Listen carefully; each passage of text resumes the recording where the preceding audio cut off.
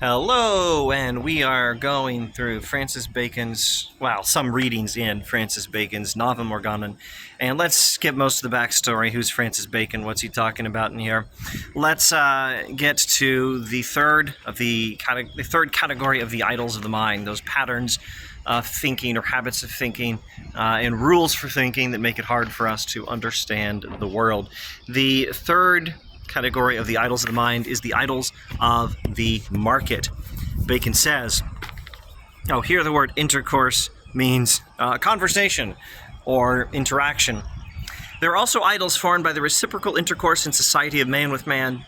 There are idols formed by the reciprocal conversation or interaction in society of one human being with another, which we call idols of the market. From the commerce and association of men with each other. For men converse by means of language, but words are formed at the will of the generality, and there arises from a bad and unapt formation of words a wonderful obstruction to the mind, meaning a marvelous or an impressive obstruction to the mind, an obstruction to the mind that is a wonder to behold, not wonderful in any good sense. Nor can the definitions and explanations with which learned men are wont to guard and protect themselves in some instances afford a complete remedy. Words still manifestly force the understanding, throw everything into confusion, and lead mankind into vain and innumerable controversies and fallacies. Okay. Words affect how we think. We can't just say humans are rational beings and therefore reason can control how we use words. No, sometimes it works in the opposite direction.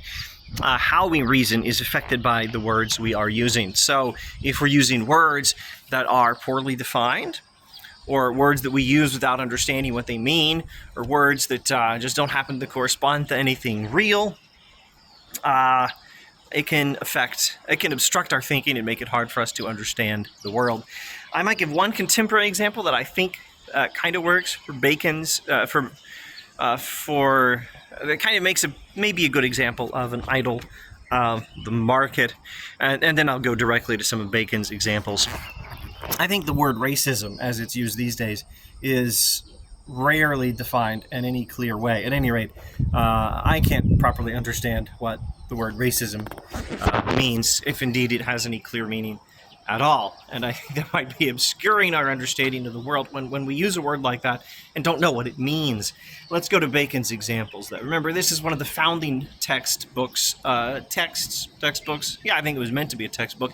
It's a textbook. It's a founding book of modern science. It's meant to be a founding textbook for modern science.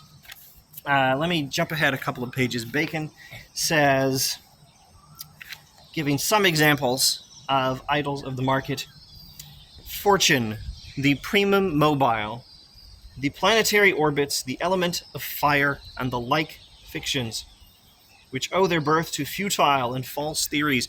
These are idols of the market, or the idols of the market are our use of these terms. These are terms that philosophers and metaphysicians and scientists would have been using in Bacon's day, largely Aristotelian philosophers.